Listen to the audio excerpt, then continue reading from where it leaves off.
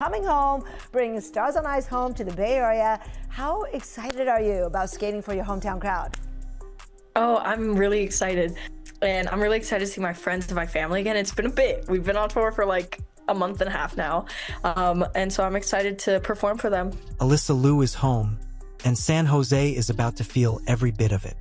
She has been on the road for a month and a half without stopping, city after city and arena after arena as part of the Stars on Ice tour. And when she talks about what the San Jose stop means compared to every other city on the schedule, she does not reach for a rehearsed promotional answer, but gives the honest one instead.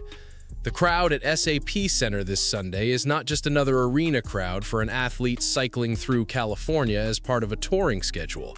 It is the friends and the family and the people who committed to pre-dawn drives in the cold, who sat through hours in freezing rinks watching someone fall and recover and fall again and still recover, who witnessed every chapter of the becoming before the becoming produced anything the outside world was paying attention to.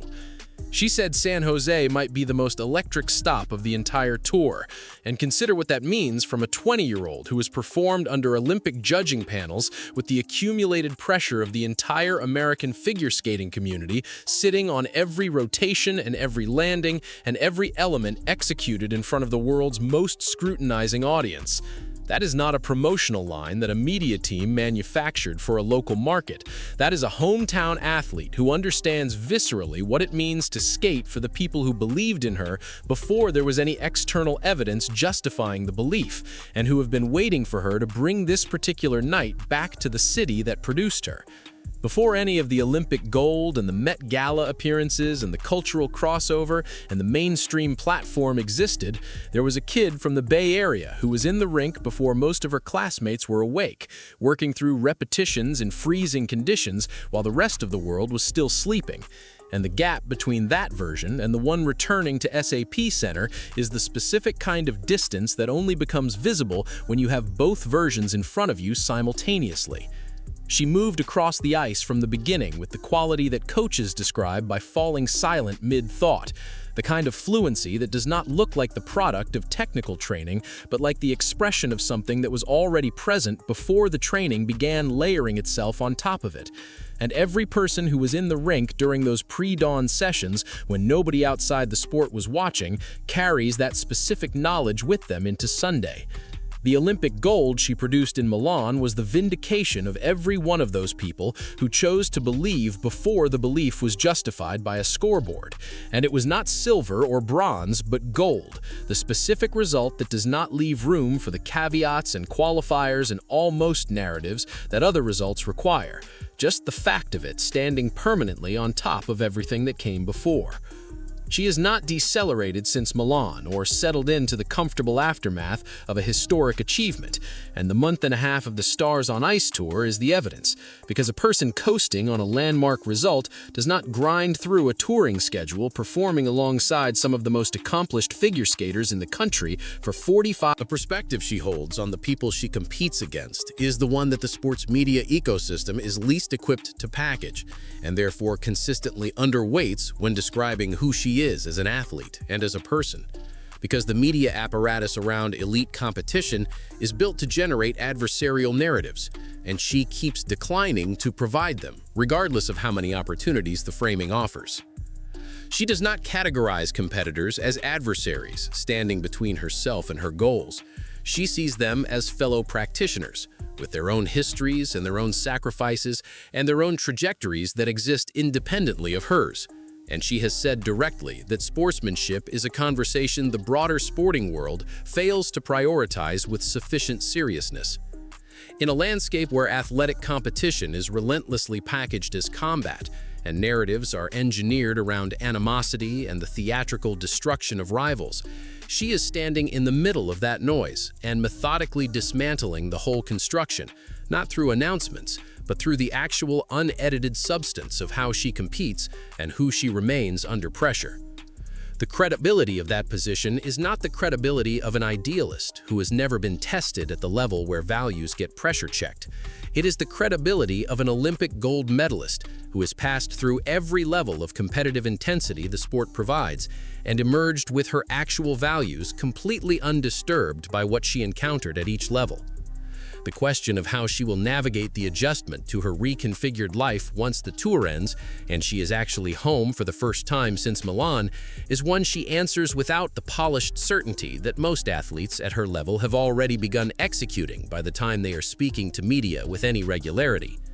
And the specific quality of it is not that it is unusual for a 20-year-old to be uncertain, but that she is choosing to say it publicly, rather than deploying a more confident and more protective version of the same thought. She has not been home since the Olympics concluded. The familiar, ordinary version of her life remains on the other side of all of this, and the person who arrives back in the Bay Area after 45 days of touring is going to encounter a version of normal that has been fundamentally altered by everything that occurred between the last time she was there and this Sunday night at SAP Center.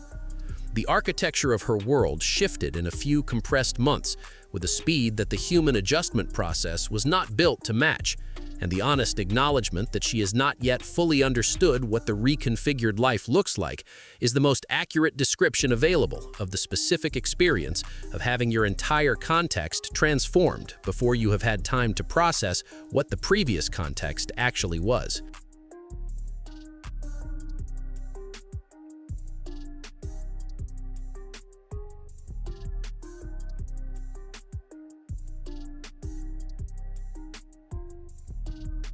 The Met Gala appearance earlier this year was not a decorative celebrity cameo or promotional gesture for a brand relationship.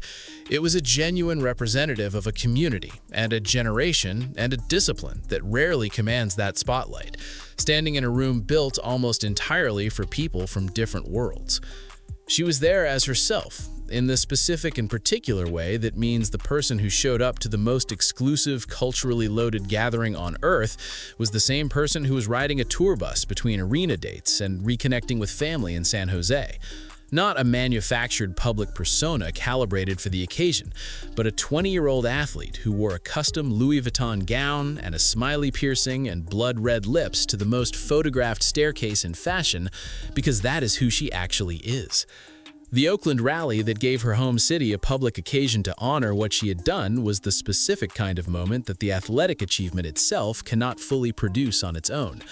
Because winning in Milan is one thing, and coming back and standing in front of the city that produced you and letting it respond to what you brought home is a different and more layered thing that both parties have to be present for simultaneously.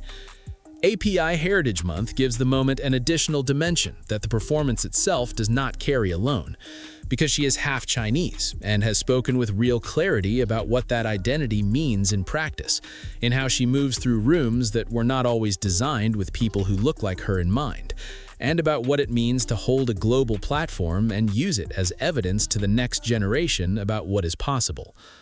The projects in development and the opportunities extending into spaces well beyond competitive skating that she has described without fully revealing are the specific kind of forward momentum that tells you the chapter being lived right now is not the final one, but is closer to the opening act.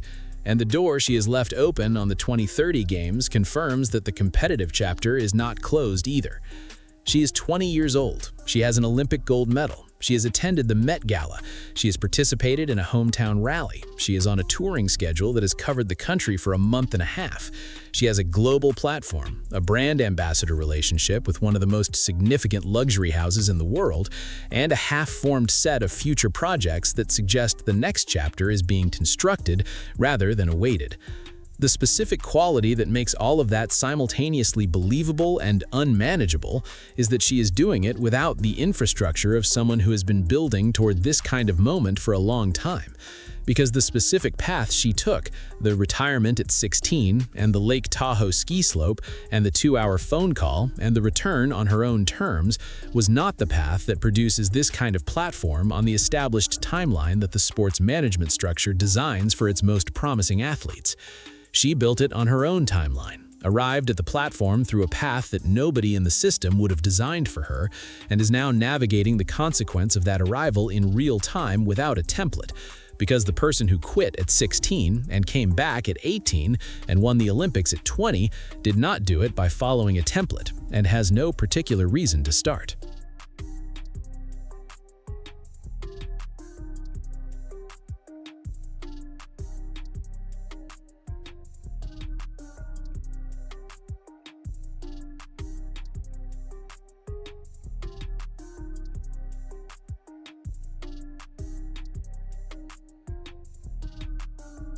The people filling SAP Center this Sunday are not filling it for a celebrity appearance or a farewell tour or a victory lap. They are filling it for the specific and particular version of one of their own coming back to the place that built her after going out and doing the thing that all of those pre-dawn drives and freezing rinks were building toward. They watched her fall on that ice. They watched her recover from the falls. They were in those rinks when the rest of the world was asleep. They drove those cars in the pre-dawn dark when the commitment required for the level she was operating at had not yet produced anything that the outside world could see as justification. And they are showing up Sunday because she went to Milan and made every single minute of all of that permanently and undeniably worth it. The skaters sharing the ice with her on Sunday, Madison Chalk and Evan Bates, and Iliam Malinin and Amber Glenn and Ellie Cam and Danny O'Shea, are among the most accomplished figure skaters in the country right now, and the show they collectively produce will be extraordinary by any standard applied to it. But what will make the night distinct for the Bay Area crowd is not the collective excellence, but the specific knowledge that one of the people on that ice grew up in these neighborhoods and trained in these rinks and built every piece of this dream right here. She did not just win gold, she became something larger than the sport itself, and the homecoming that is happening this Sunday is the specific kind of night that both the athlete and the city have been building toward across every early morning and every recovery and every moment of commitment that occurred in the years before the platform existed and the world started paying attention.